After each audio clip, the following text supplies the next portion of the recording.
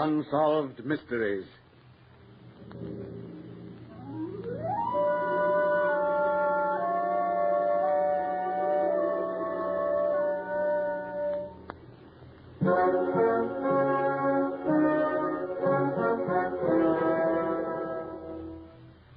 Out of deference to persons who may still be living, character names in some of these true unsolved mysteries have been changed. The moving finger writes, and having writ moves on, nor all thy piety nor wit can lure it back to cancel half a line, nor all thy tears wash out a word of it. In all the history of crime and criminals, the truth of that quotation was never better proved than in the amazing case of Bela Kiss, the mystery man of Europe.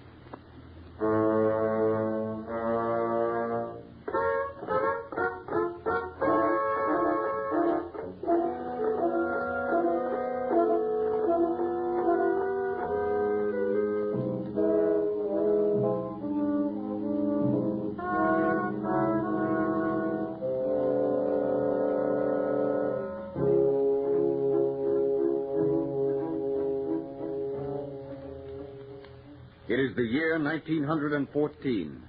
The scene is the office of the Chief of Police in Budapest. The Chief is seated behind his desk, while in the doorway stands a woman. Her face is white.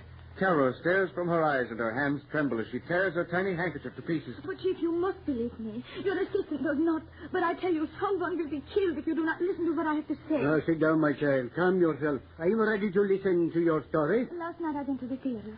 I sat next to a gentleman. He looked like a gentleman. We spoke about the program, you understand? I understand. And having spoken to him of the program, he suggested you have supper? Yes, we went for a drive in his motor car. And he asked you how you'd like to visit his home? Yes, sir, but how... How do I know? It's always the same story.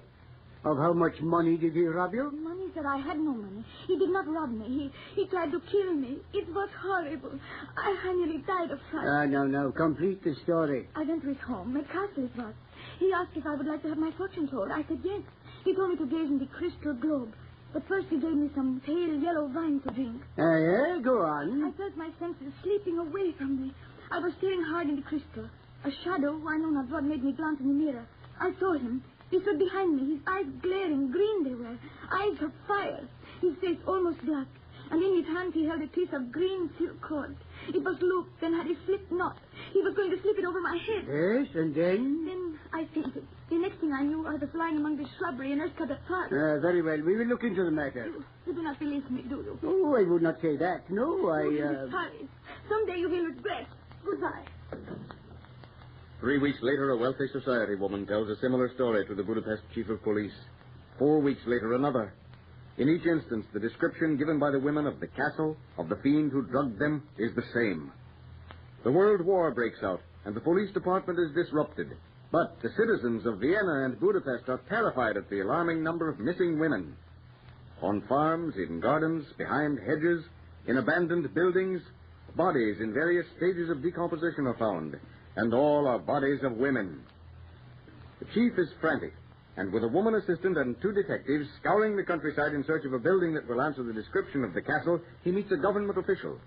Well, Chief, what are you doing out here? Seeing the country? Well, what are you doing here? The government has ordered the seizure of all gasoline for the war, you see. I'm detailed to this district. I'm in a few minutes going to that castle upon the hill. Oh, the castle? May we go with you? Certainly, it will be a pleasure. Oh, this is Herr Hartmann. He is the gentleman who told us there's gasoline stored at the castle. But get into the car. We should be off. Oh, yes, indeed. I am some stories here around here. Yes, it's an unusual country. You know, there is a tragic story behind that castle. Yes? Indeed, yeah. Bela Kiss, he owned the castle, had a very beautiful wife. They were so happy. Everybody in the village was happy in their love. But alas, Yeah, what? she disappeared. Poor Bela Kiss was desolate. She had run away with a younger man. It was terrible. What did he look like, this Bela Kiss? He was a handsome man, tall, elegant, thin-faced, I would say, and black-haired, high cheekbones. Ah, it's the same man. It's the description given by these different women, all right. You're looking for him. Yeah, we certainly are. But go on. What is the finish to the story? An old woman went to do the cleaning at the castle. Bela Kiss told her she must not go into a certain room. Regular Bluebeard story. But the old woman, like all old women, was inquisitive. She looked. And saw what? 5 big vats. We have good reason to believe these vats contain gasoline. Oh, but here we are at the place. We'll soon know for certain. Out of the car pour the officers. The empty castle rings to their footsteps as they make their way to the forbidden room. Strangely enough, the key is in the lock. The door creaks. There are the 5 vats against the wall. A strong odor of alcohol. They move forward and look into the vats. Horror stamps their faces as they see in each vat a naked woman, and around each neck the bluish mark made by the strangler's cord. Name of all the saints. Where is the wreck? This is ghastly. I have come to find gasoline, and I find 5 corpses. 5? Yes, but with all the corpses found throughout the city. The Carlton, get the men to dig the gas. I shall have it done. On the instant, I shall have it done. Yes, and you have, you know of this monster, this Bela Kiss. Where is he? He was killed in the war.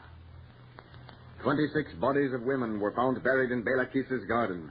Over 160 pawn tickets relating to the women's wearing apparel and jewelry. Furious that death in the war had cheated in the capture of the monster, the chief returned to Budapest and tried to forget the horror of the 5 vats. The war over, the chief is sitting in his office when through the door bursts the woman who had first warned him of Bela Kiss. I have seen him. I saw him today, not half hour ago. Why, who? What are you talking The about? man who tried to kill me at the castle. I saw him, I tell you. Oh, impossible. I have checked the war records. He was killed in Serbia in 1916. See, here are the records. I have kept them. Bela Kiss died of wounds August 9th, 1916. I do not care. Do you think I could forget him? Never, never, I tell you. He is alive, this fiend. But it's impossible, I tell you. Bela Kiss is dead. But soon the chief was to doubt his vehement assertions, for within a month he was to hear another story of a woman almost strangled under identical circumstances, although at a different place from the now empty castle. Besides this, the terror of missing women returned to haunt the citizens, and once again the decomposed bodies of long-dead women were found in desolate places. In just a moment you will hear a solution to the strange case of Bela Kiss, the mystery man of Europe.